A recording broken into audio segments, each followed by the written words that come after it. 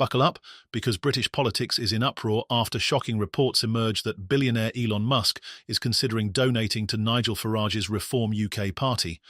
But before we dive into the explosive details, let's check out a fiery clip from Reform's Rupert Lowe, who is firing back at Labour's calls for stricter donation rules. Take a look at this. Well, first of all, Martin, let me say that Elon Musk is a breath of fresh air as far as the American sort of situation goes. He's clearly a self-made man. He's got a very, very good brain. He's created some extremely successful businesses, and I think I'm delighted that somebody like him is indeed engaging to try and save us from what he describes as Britain going full-on trot. With regard to the establishment now bleating like stuck pigs about funding for reform, let me tell you, it's not just Elon Musk who's beginning to wake up to the fact that Reform are going to win the next general election, and in all probability, Nigel Farage will be Prime Minister. I think there are a lot of other people in the country who are now woken up to the fact that the current way in which we're governed is dysfunctional. We need disruption, and we need complete change. And we need some people from outside the existing political establishment who are going to enforce and deliver that change. People with real life experience. And this is the real issue. The problem we've got is a lot of people in power now. None of them have real life experience. And a bit like the MV Ruby, I think you said the MC Ruby, it's the MV, the Motiversal Ruby. They ultimately, a lot of the local and national government officials were scared by a suggestion that this was a situation similar to Beirut. Now, if you've dealt with ammonium nitrate, as a farmer has, like I have, ammonium nitrate's driven around in 40-ton lorries across the country. It's distributed regularly. It's landed at ports regularly. It plays a big part in growing our food. So I think the penny is dropping. People want change now, and I think the British people are increasingly going to turn to reform. And when you hear the establishment running scared like they are, Martin, it's hardly surprising that they're now going to try and change the rules. They've used those rules to their advantage for a very long time, and as soon as they see a disruptor trying to do the same thing, and it must all be done legally, as we know, they're pretty sore. As you just saw, Rupert Lowe isn't holding back. His defence of Reform UK and critique of Labour's proposed reforms highlight the growing tensions in Westminster. The controversy began after reports surfaced that Elon Musk, fresh from a private meeting with Nigel Farage at Donald Trump's Mar-a-Lago resort, is considering a significant financial contribution to Reform UK. This bombshell has reignited debates about the integrity of British democracy and the potential for foreign influence in politics. Nigel Farage has described the meeting with Musk as historic and hinted at major developments that could transform Reform UK's prospects. If Musk's donation materialises, it would provide the party with an unprecedented financial boost, allowing it to mount serious challenges against Labour and the Conservatives in key constituencies. Farage is framing this as a pivotal moment, claiming Reform UK is poised to shake up British politics like never before. Labour's response has been swift and fierce. Keir Starmer has pledged to introduce tougher rules on political donations, arguing that British politics must remain free from the influence of foreign billionaires. "This is about safeguarding our democracy," Starmer said, emphasising Labour's commitment to protecting electoral integrity. His comments were echoed by Labour MP Clive Efford, who accused Reform UK of hypocrisy. "A party that preaches sovereignty cannot justify taking money from a foreign tycoon," Efford declared in a fiery common speech. The government has also stepped into the fray, with Downing Street confirming that work to tighten donation rules is already underway. A spokesperson cited the King's speech as evidence of the government's commitment to protecting democracy, but critics remain sceptical.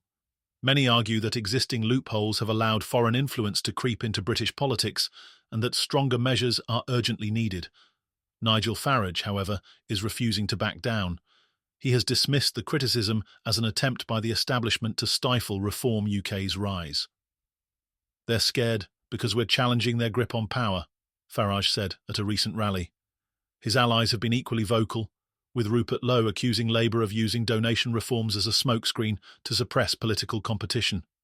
The The controversy has come at a critical time, as Reform UK contests three by-elections in Labour strongholds today: Brockmore and Pensnet, West Thamesmead and Milton Regis. These elections represent a golden opportunity for Reform to convert its growing popularity into tangible electoral success. The stakes are especially high in Brockmore and Pensnet, where Reform candidate Richard Tasker is aiming to deliver an upset. A former Conservative who has run unsuccessfully in 5 previous elections, Tasker believes he has the momentum to unseat Labour in this traditionally safe ward. Voter frustration with the mainstream parties has created an opening for Reform to make its case. In Milton Regis, the dynamics are equally intriguing. This ward lies in a Conservative stronghold, but Reform has been gaining traction here. Earlier this year, the party helped Labour flip the parliamentary constituency of Sittingbourne and Sheppey by siphoning thousands of votes from the Tories. Now, Reform is hoping to build on that success and solidify its presence in the area. West Thamesmead, meanwhile, poses a tougher challenge. Located in East London, this Labour stronghold has remained firmly in the party's hands for decades. While Reform is unlikely to win here, a strong showing would signal that its message resonates even in traditionally Labour-dominated areas. Farage has framed these elections as a referendum on the political establishment, urging voters to send a clear message that change is needed. As Reform UK fights to expand its influence, Labour is grappling with internal turmoil. The party faces a revolt over its decision not to compensate WASPy women, those born in the 1950s who were blindsided by changes to the state pension age. Up to 100 Labour MPs are reportedly preparing to rebel against Keir Starmer, accusing the leadership of breaking promises and betraying a core constituency. During Prime Minister's questions, Diane Abbott confronted Starmer directly, delivering an impassioned plea on behalf of the WASPy campaigners. "We promised these women justice. How can we turn our backs on them now?" Abbott asked, drawing murmurs of agreement from Labour backbenchers. Angela Madden, chairwoman of the WASPy campaign, has also criticised Labour's position, accusing the party of spreading misleading and insulting claims. Madden pointed to evidence showing that many affected women were unaware of the changes to their state pension age, contradicting Starmer's justification for the decision. The backlash has emboldened Labour's rivals, with the Liberal Democrats reportedly preparing to force a Commons debate on the matter. For Labour, the timing couldn't be worse. Losing even one of today's by-elections would be a significant blow, signalling that its grip on key constituencies is weakening. For Reform UK, however, a single victory would be a monumental achievement, legitimising Farage's claims that his party is the future of British politics. As polls close and the nation awaits the results, the stakes couldn't be higher. The Musk-Farage rumours have added an explosive twist to an already volatile political landscape. If Musk does make a donation, it could change the game for Reform UK, providing the resources needed to expand its reach and challenge the dominance of the two main parties. But the backlash could also lead to stricter donation laws and increased scrutiny of Reform's financial backers. Farage is betting that voters are ready for a change and that Reform can capitalise on the public's frustration with the major parties.